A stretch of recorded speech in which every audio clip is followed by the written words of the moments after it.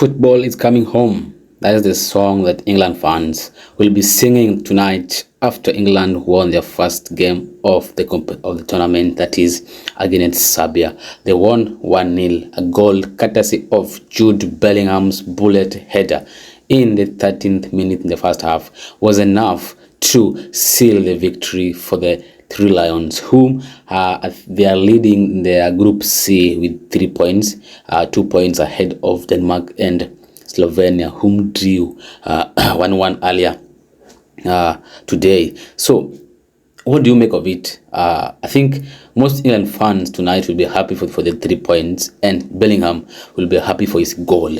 And I think apart from the goal from Jude Bellingham and the 3 points, I don't think there'll be a lot of stuff or things England fans will be happy with, because I think they should thank Serbia's attack for not being lethal, because if it happened that the Serbia attack were lethal enough, I think England could have lost the game by conceding like 2 or 3 goals to 1. I think Serbia they deserve they deserve to at least get a goal and maybe get a draw of this game, but somehow England they managed to defend so well and getting the job done. And next up is on Thursday, I think, against Denmark, against the team which comprises of Pierre-Emil Højbjerg of Spurs, Eriksen and Rasmus Højlund of Manchester United. So, and I think it's going to be an entertaining match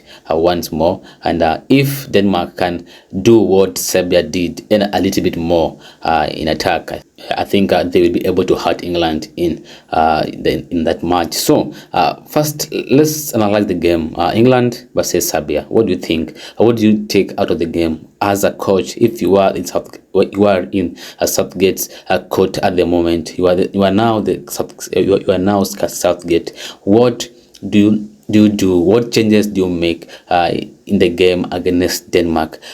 Which players do you need to drop, and which players do you need to bring up in that game against Denmark? Because I think his tactics, to be honest with you, against Serbia today didn't work.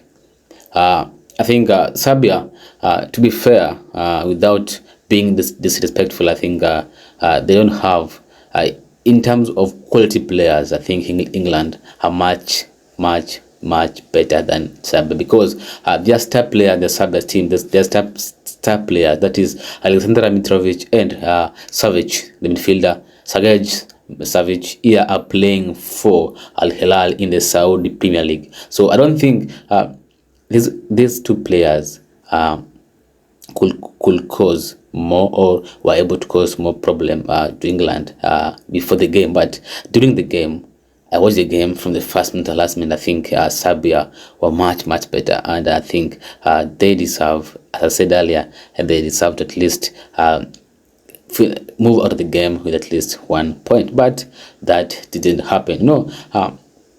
Yesterday when I was doing the post-match analysis, the post-match analysis, the pre-match analysis rather, I was talking about the formation and the predicted lineup that Southgate might go with in this game against Serbia.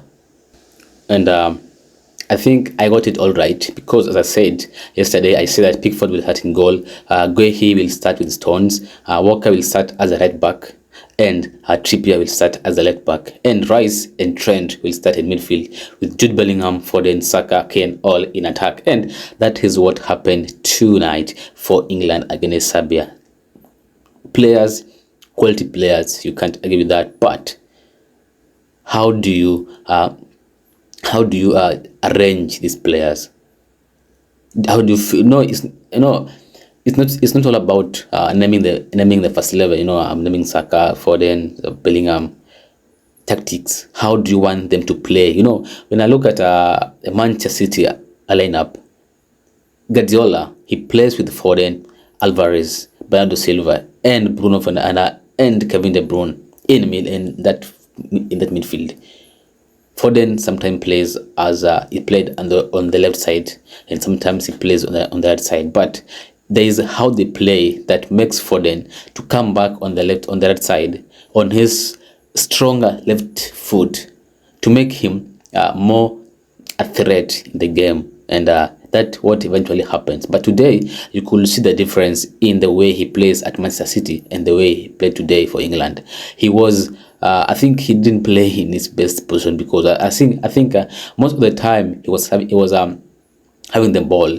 I think he was on the side of Bukayo Saka, which tells you that there was a bit of misunderstanding in this type of lineup. I think he was not trying to display or rather to cause chaos in the internet by dropping either of between Saka, Bellingham, and Foden for a proper right or rather a proper left winger. To be honest with you, if he was to start with a proper or rather a natural left winger in the name of Anthony Gordon, that means either of Phil Foden or Jude Bellingham could have been bench, or Jude Bellingham could have played in a deeper role, which I don't think fits him so much. So he had to accommodate both Phil Foden, Jude Bellingham, and Bukayo Saka in that attack, in that midfield three, and that meant that Foden played right, or other played in the left wing, which I think in the first half, I don't think if Foden made it, other Foden, I don't think if he attempted any cross in that first half playing in the left wing. In the second half, I don't think if he did the same, because he was playing centrally with just below Kane, and I think Bellingham was playing deep with Rice here, and Arnold was the one sometimes going forward and playing on the right side, trying to help Saka with crosses. So I think Gareth Southgate needs a rethink, and he needs to come up with a proper lineup, how he will line up if he is to win this Euro. I don't think you need to please everyone. You can't please everyone as long as you're the manager. There are some players whom you sacrifice so that the team can play better, or can get the results you want. Because if Serbia were clinical enough in attack, England could have lost the match, and you know what could have happened? It could have been chaos in England. So I think in the game against Denmark, he needs to make that adjustment, and that change needs to be seen in the field. In the first half, after England scored the goal in the 30th minute, scored by Jude Bellingham, they switched off, and Serbia gained momentum, and they were threatening England. And you could see players like Kane, Foden, in the first half they were lost.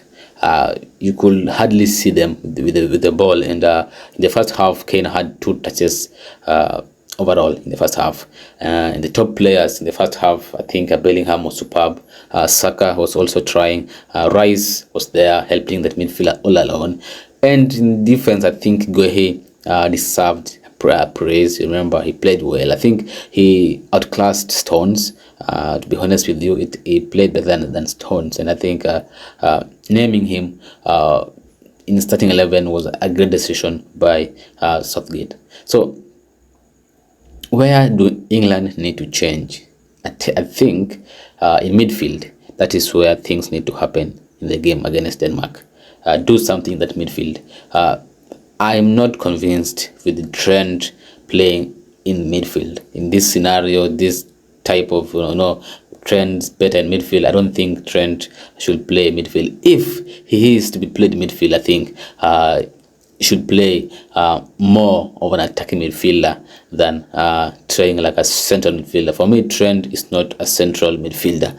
I think he is more of an attacking midfielder. Remember in the first half, he almost cost England a goal. He had a touch which it was a over, and the ball ran off him and it falls on Serbia's feet, and Mitrovic couldn't convert to make it 1-1. So I think for me, Trent is an attacking midfielder, and play Rice with either of Gallagher or Kobe Mainu in the game against Denmark. Then between Bellingham, Saka, and Foden, you need to sacrifice one player.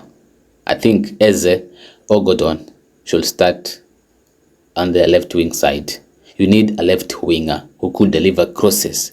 You know, Hurricane was lost in the game because there were no services. I think the only time I saw a cross meant for Hurricane, I think, was Bowen's cross. He came on for Saka in the second half, and immediately his first action was to deliver a delicious cross towards Hurricane, whom I think he made a nice leap, headed the ball towards the goal, but somehow the keeper made a save and it hit the crossbar, and the score was still 1-0 in favor of England. So I think that was the only moment I saw a perfect cross headed towards the way of Hurricane.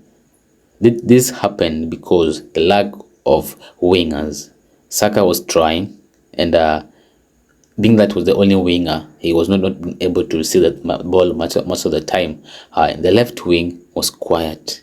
I don't think if there was any player there. I think Trippier was the one trying to play that side. He was playing a right back and also playing as a left wing at the same time, which I think is overloading him. And sometime in the second half, he had cramps and had to go out for some treatment and came back again. So I think this is where England need to do some changes in the next game. Start with a proper left wing, a natural right-footed winger in that side.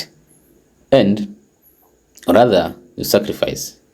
So that means you need to sacrifice either of Foden or Jude Bellingham in that midfield. That's option, I think, condition B. Option A, I think having watched the game, having watched Bellingham, I think he can try him as a number 8. Yeah, he can try him as a number 8. And this is where, now this is where the formation of our 4-1-4-1 comes in. If you want to play with both Bellingham, Foden, Saka, and a proper right winger, you need to play a 4-1-4-1. 4-1-4-1, which tries as the holding midfielder, and then you play Gordon or Eze as a left winger. You play Foden, you play Bellingham and Foden and Saka, then you play Hurricane up front. That is how to accommodate both of Bellingham and Foden in that midfield. If you have to play them together, play 4-1-4-1.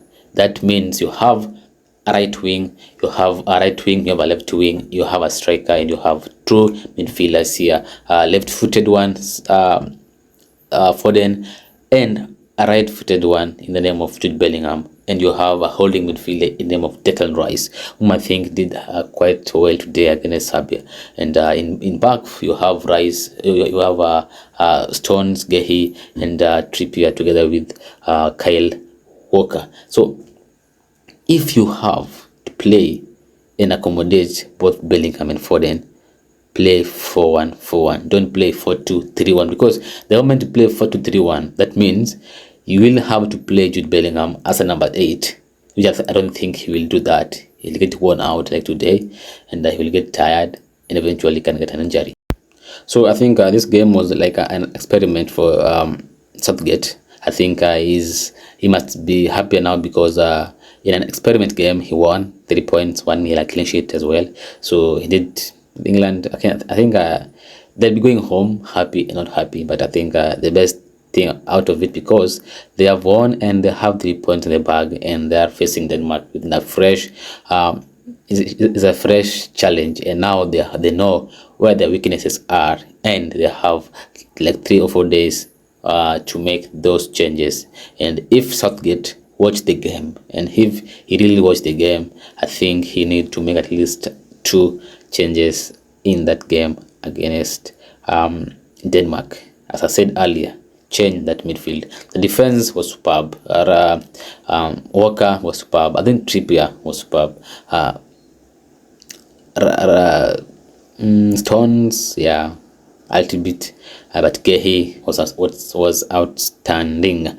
Also, Pickford made a great save to deny Dusan Vlahovic a goal there. He did well, and I think overall England, they played well. That's that they played with the tactic, I can say, a bit clueless. They didn't know what they were doing sometimes, because Serbia, they pressed quite well. They were playing really good, but their decisions in the final third, that is where the problems were.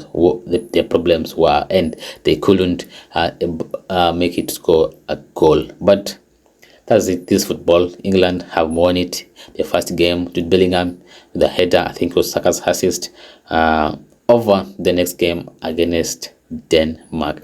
Let me know your views, what you think about this game. Should Southgate made a change against Denmark, or he should keep on with this lineup?